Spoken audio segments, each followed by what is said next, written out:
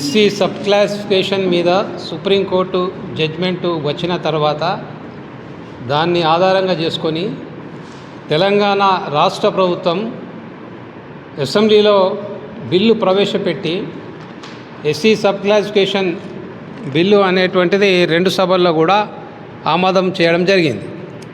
So దాన్ని SC sub classification అనేటువంటిది 3 గ్రూపులుగా విభజించడం జరిగింది. 1వ గ్రూపు, 2వ గ్రూపు, 3వ గ్రూపు.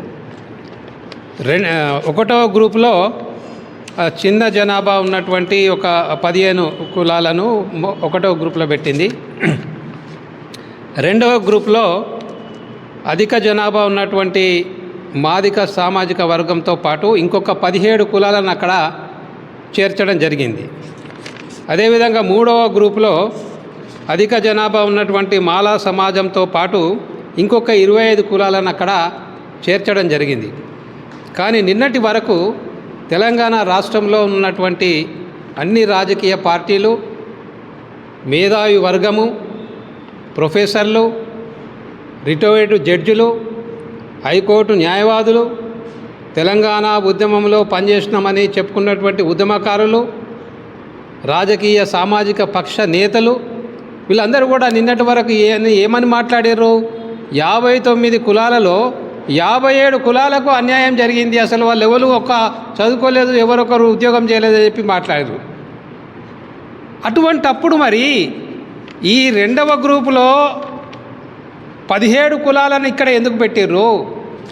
ఈ 3వ గ్రూపులో 25 కులాలను మాల సమాజంతో ఎందుకు పెట్టిర్రు? అంటే 25 ప్లస్ ఇవి 17, 35, 42, 43 కులాలను ఇక్కడ పెట్టిరంటే ఈ 43 కులాలు మాల మరియు మాదిగతోని విద్యా ఉద్యోగ రంగాల లోపల వీళ్ళు అనుభవించరని చెప్పి ఇలా షమీమ్ అఖ్తర్ కమిటీ ఇలా అక్కడ ఒప్పుకుంటా ఉన్నది.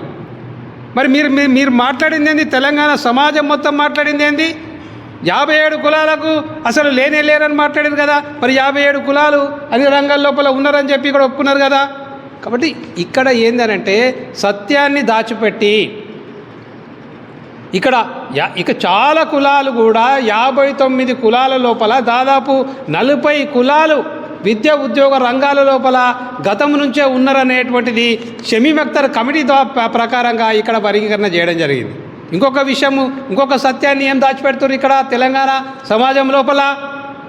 తెలంగాణ నీళ్లు, తెలంగాణ నిధులు, తెలంగాణ నియామకాలు 50 సంవత్సరాలు ఆంధ్ర ప్రాంతానికి సంబంధించినటువంటి వాళ్ళు తీసుకున్నారు అని ఒక పెద్ద సత్యాన్ని పెద్ద ఉద్యమం ద్వారా చాటినప్పుడు తెలంగాణ ఎస్సీలకు సంబంధించినటువంటి ఉద్యోగాలను 1956 నుంచి